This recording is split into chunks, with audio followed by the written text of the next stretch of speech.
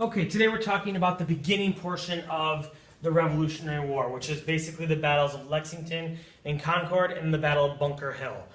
Later on, we will go over the other important battles.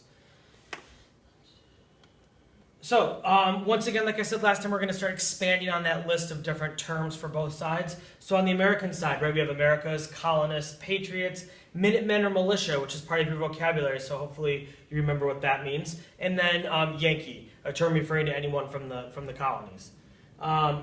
In Great Britain, right, the term British obviously applies. Redcoats, the Crown, English or England, even though they're not technically the same thing, for our purposes, they're the same thing.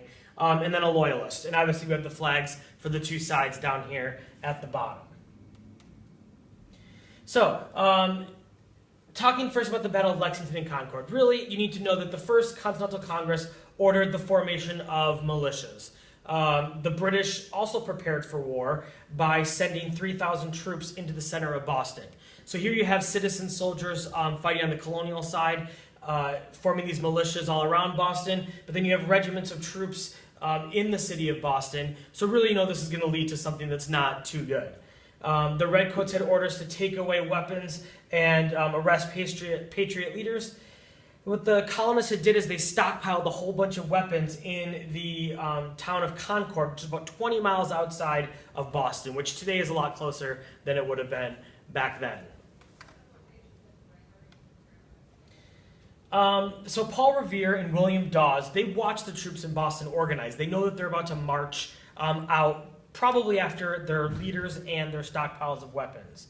So what they do is the two men and a third man that we don't really ever know who that is, history does not remember that person, they set out on horses and warned passing villagers that the regular army was coming until they reached Lexington and then Concord. Paul Revere is credited with warning big colonial leaders like John Hancock and Sam Adams to get them out of harm's way, and also warning the local militiamen to get ready and to organize. Now, lots of times you hear Paul Revere as being regarded as, saying the British are coming, but that's kind of debatable. Paul Revere would have himself been British. He would have thought of himself as British. So he probably wouldn't have said the British are coming, much like if we pass an American army base, we wouldn't say, oh, look at the Americans over there. All right, so, but anyway, the point is that he really gave the local colonists time to organize their militia and prepare to fight the British that were inevitably coming their way. Here's a quick little video on Paul Revere, and then we'll be right back with you. Here's another 2-minute history report. Listen, my children, I'm sure you've been told about Paul Revere and the night that he rode. Well, instead of poetry, here's a little reality. It's true, Paul Revere was a great patriot in the American Revolution. Born in Boston in 1735, Revere married Sarah Orne and joined her dad's business as a silversmith. He also became interested in the colonists' dream for independence. He joined the Sons of Liberty, a secret political organization, and even made a name for himself as a political cartoonist. He was involved in the Boston Tea Party. No, the Boston Tea Party, when colonists dressed as Indians dumped into the harbor as a protest to taxation. But his most famous effort was the Midnight Ride. In April of 1775, word got out that soldiers were coming to arrest Sam Adams and John Hancock. So a lookout was posted in the church tower. 2 nights later, Paul Revere jumped on a borrowed horse to alert the countryside. He probably didn't yell, "The British are coming," because they were all considered British. He might have shouted, "The regulars." There were also 2 other riders that night, and the 3 were eventually captured and arrested. William Dawes actually rode longer and further than Revere, but Paul was the one who became immortalized in Longfellow's poem. So here it is in a nutshell. A Boston boy who joined the colonist cause, drew pictures and made silver, which created a buzz. He dumped tea as a Liberty son, was one of 3 on a noisy run, got arrested, and gained fame with his well-rhyming name. That's Paul Revere in 2 minutes. Okay, so when the British arrived at Concord, the supplies had been removed, right? Paul Revere and William Dawes had allowed enough time for the colonists to come in and move the stockpile of weapons. When the troops were returning to Boston, they were ambushed by American Minutemen at Lexington. The militia moved quickly and were skilled marksmen. In the end, 200 British troops were wounded and 73 were killed. This is the first battle coined the phrase, "the shot heard around the world." Obviously, the actual gunshot couldn't have been heard around the entire earth, but really news of the gunshot, right? News of this war breaking out is what spread across the world.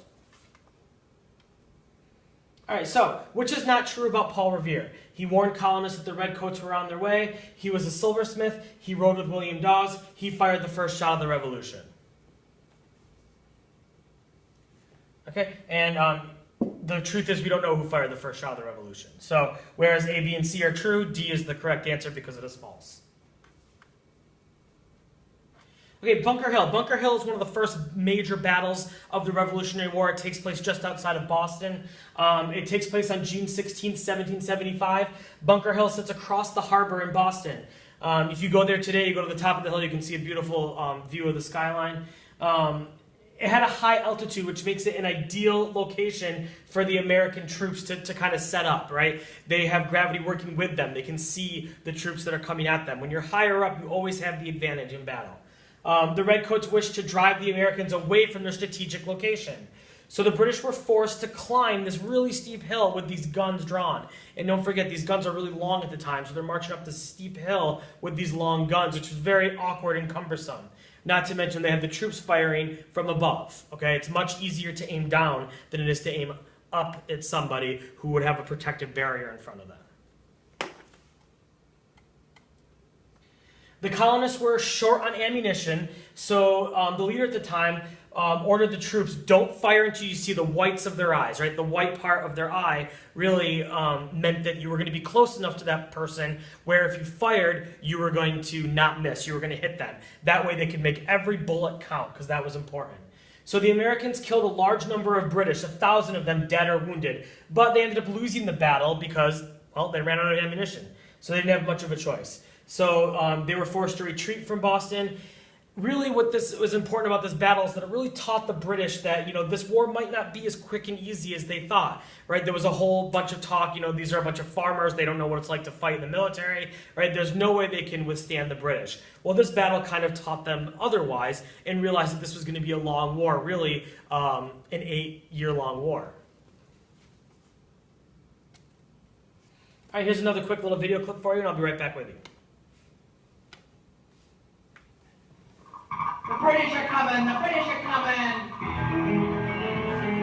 Now the ride of Paul Revere set the nation on its ear, and the shot at Lexington heard round the world.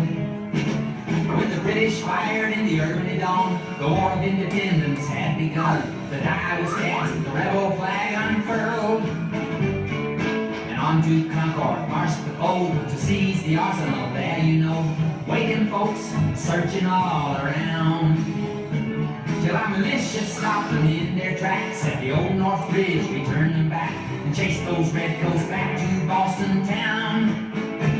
And the shot around the world was the start of the revolution. The men were ready on the move. Take your powder, take your gun, report to General Washington. Hurry men, there's not an hour to lose. Now at famous Bunker Hill, even though we lost, it was quite a thrill. The rebel Colonel Prescott proved he was wise, outnumbered and low on ammunition as the British stormed his position. He said, hold your fire till you see the whites of their eyes. Though the next few years were rough, General Washington's men knew they were tough. Those hungry, ragged boys would not be beat. One night they crossed the Delaware, surprised the Hessians in their lair, and at Valley Forge they just bundled up their feet. Now the shot heard round the world was the start of the revolution. The men were ready on the move. Take your blade, take your son, report to General Washington. We got our rights and now it's time to prove. Well, they showed such determination that they won the admiration of countries across the sea like France and Spain. He owned the colony ships and guns and put the British on the run and the Continental Army on its feet again. And though they lost some battles too, the Americans swore they see it through. Their raiding parties kept up, hit and run. At Yorktown, the British could not retreat. Bottled up by Washington and the French beat. Cornwallis surrendered, and finally he had won. Hooray! I wish I heard really well. At the end of the Revolution, the Continental gravel took the day. And the father of our country, the British, there at Yorktown, brought freedom to you and me and the USA. God bless America. Let freedom ring.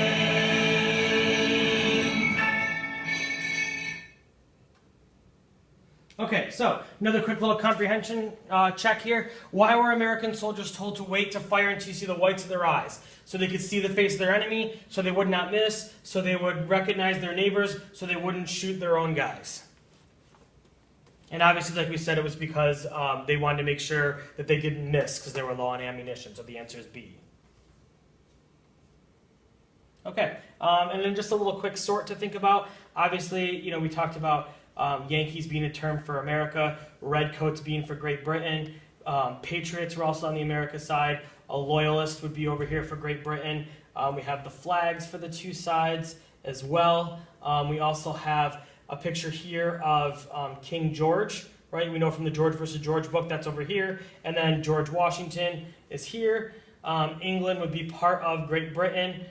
Colonists would obviously be over here. Militia is going to be on the American side. The crown is the nickname for the king. And a Tory would have been somebody on this side as well.